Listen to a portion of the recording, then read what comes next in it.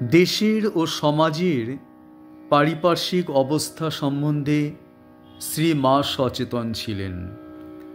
তার মধ্যে একটা স্বাভাবিক দেশপ্রেম ও স্বাধীনতা স্পৃহা যেমন ছিল, তেমনি ছিল এ সম্পর্কে এক নিজস্ব দৃষ্টিভঙ্গি।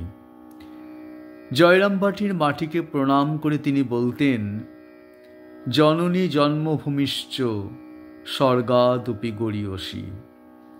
শ্রী মা তখন কোয়ালপাড়া আশ্রমে আছেন। বদনগঞ্জ উচ্চ বিদ্যালয়ের প্রধান শিক্ষক ভক্ত প্রবোধচন্দ্র চট্টোপাধ্যায়কে কথা প্রসঙ্গে শ্রী মা বললেন, এই দেখো না, রাসবিহারী কাল কলকাতা থেকে রওনা হয়ে আজ পৌঁছে গেল।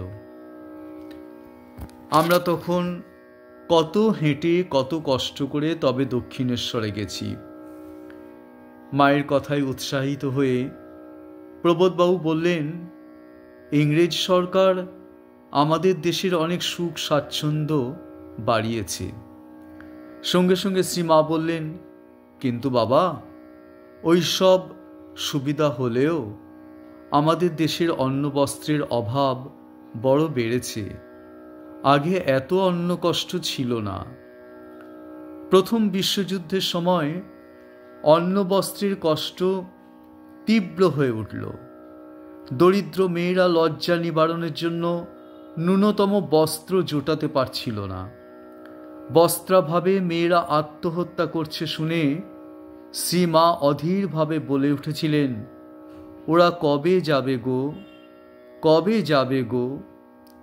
তারপর শান্ত হয়ে বলতে লাগলেন, তখন ঘরে ঘরে চরকা ছিল, খেতে কাপাস চাষ হতো, সকলে সুতো কাটত, নিজেদের কাপড় নিজেরাই করিয়ে নিত, কাপড়ের অভাব ছিল না।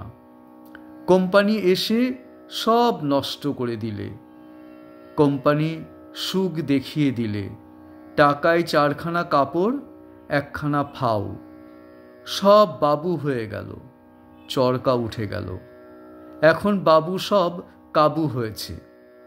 কোয়ালপাড়া আশ্রমে তাঁত ও চরকার কাজ দেখে শ্রী মা বলেছিলেন, আমাকেও 1খানা চরকা এনে দাও, আমিও সুতো কাটি। নমস্কার। জয় মা, জয় মা, জয় মা।